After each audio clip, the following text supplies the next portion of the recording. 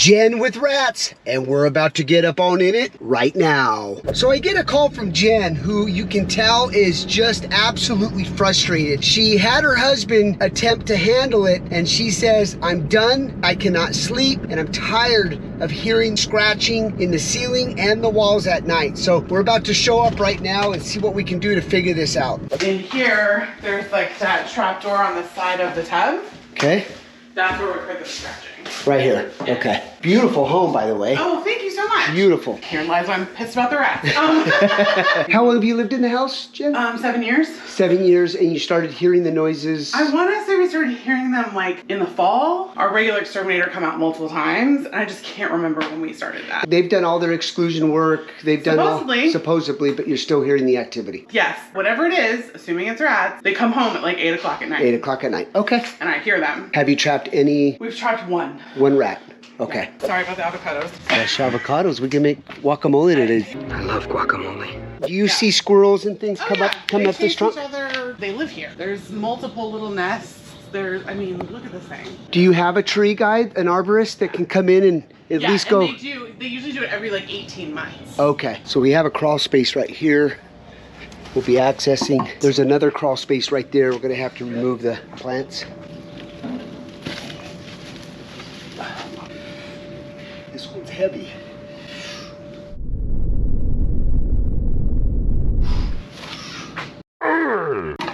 Ooh, that's a tight one. All right, I'm gonna head up to the roof here and do an inspection, see what we can find, anything that's obvious. 12 seconds later. Big old hole right there, you guys. Literally 10 minutes of my inspection. So there's definitely a breach there. I'm gonna head over to this direction over here where we found this massive hole, shut the lights off and see if we can see daylight coming in or if there's any grease marks in the interior portion of the attic. So let's head there now. So what I'm gonna do too is get our smoke machine and I'm gonna inject smoke from the outside, go into the attic and see if we can see smoke burrowing into that attic. That'll also kind of give us an indication. So here's the attic here. So we gotta head to that direction over there. Looks like there's a cutout above Jen's office, and then it's the addition. So let's head over there. Oh, look at. Ooh. Looks like he got his ass whooped. Got some droppings here. Here's what the other guy should have looked for. See that grease mark right there?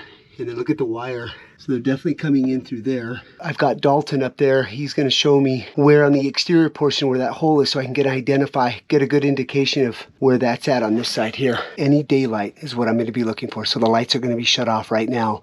3, 2, 1. Oh, I see. I see him moving. Oh yeah, there's his phone right there, guys. There's the rub marks right there. That's the indication that you want to find and locate right there. Look at this here. I don't understand why contractors do this. Sewer rats have the ability to come through here, come in through here, and then what they'll do is they'll nest inside those exhaust fans in the bathroom. So not a good idea. I don't quite understand the mentality of an exterminator coming onto the property and not seeing that. It's beyond me. If you're gonna do your job, you come in, do a thorough inspection. That right there could have been identified and excluded and would have solved this issue a long time ago. Your work's getting sloppy. All right, so this is the closest vent. We're gonna go ahead and insert the smoke now in here, where this shoddy workmanship is here. Boom, roasted. See if we get any smoke through the drain system. Yeah, just put some masking tape. That'd be a good connection. Look at how cloudy the bathroom fan exhaust is. Here's the rat grease. Ew. So we're doing the smoke test right now. Okay. Now I gotta investigate how they're getting underneath that tub. You could tell they don't use this tub a lot because we're getting smoke here. That's where it's coming from. Anybody want to take a smoke bath? All we gotta do now to fix that is turn on the faucet and get some water inside that trap. Should stop as soon as I insert water and, no. That didn't work. That's weird. That should not be doing that at all. That didn't work. They tied a exhaust vent to the drain vent, so we're getting a lot of smoke coming out of there, and it's false negative at this point. No smoke in the crawl space? No, it's all clear. Okay. And you didn't see any rat droppings or anything either, huh? Not here, no. Okay, good. I did see around this area on the outside. You can stick your hand through. And the guys pointed this out. So we're going to investigate this a little further as well. This is directly below crawl space vent here. So Raul's not seeing my light, guys. He sees a hole in the inside of that crawl space. So we're going to run some water and see exactly if in fact there's a burrow.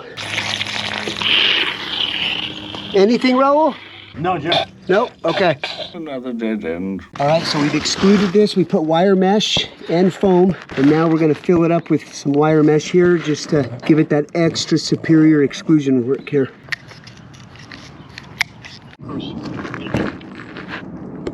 So Jen has opted us to get up there and do the sanitization, do all the cleanup, so we're about to get started right there.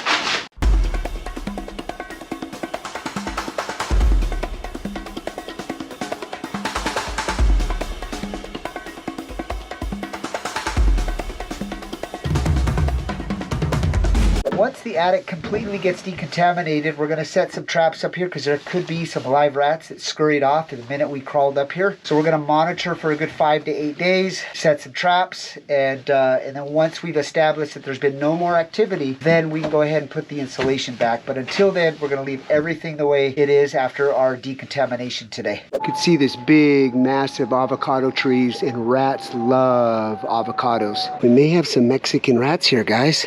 They're making a little bit of guacamole.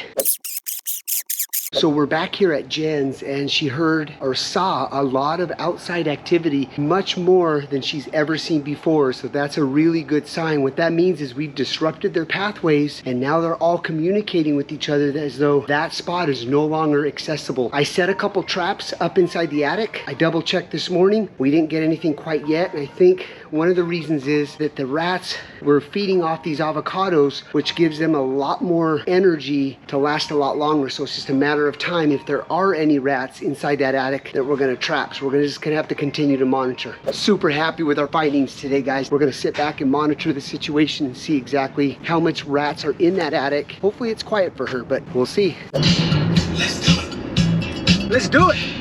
All right, guys, it's been about 6 days now. I've been checking with Jen on and off. There's been no traps deployed at all. However, she continues to hear a little scratching above the living room. So I thought to myself, it's almost impossible, but I think I have an idea of what she's hearing. We're about to show up right now, and I'm going to see if what my thoughts are is valid. So we're about to pull up right now. We're also going to inspect the attic, make sure there is no more droppings where we did the cleanup, and then put the insulation back and hopefully call this a wrap. But we're going to check the traps right now and do that little discovery work. So stay tuned. All right, so here's what I think's happening here. That's the flat portion of the roof right here. So directly below this is the couch and the TV.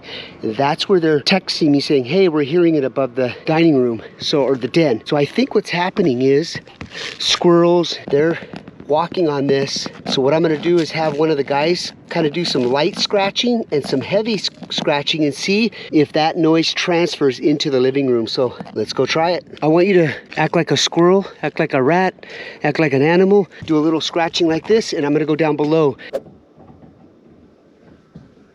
Yeah. That's what the issue is right there, you guys. His little scratching is reverberating from there, so that's definitely the problem. All right, so now that we've validated that, we're gonna head up to the attic, do an inspection, get ready for the insulation and our final enzyme fogging of the entire attic, just to kind of neutralize and deodorize the remaining odors that are there. So let's go up to the attic and check the traps. You can see our spray foam fully intact, no chew marks. So that's a really good sign. You can see all the bays clean. No sign of any activity whatsoever, so we're going to start doing the fogging right now and deodorize some of these bays prior to us putting the new insulation in.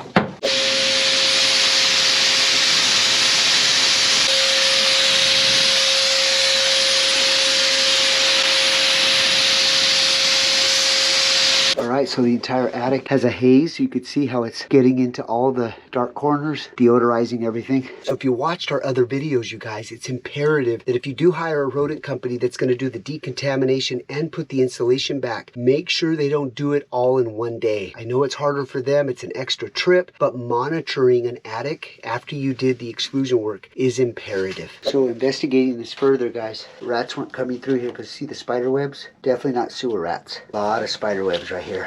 So she'll have her electrician and roofer deal with this.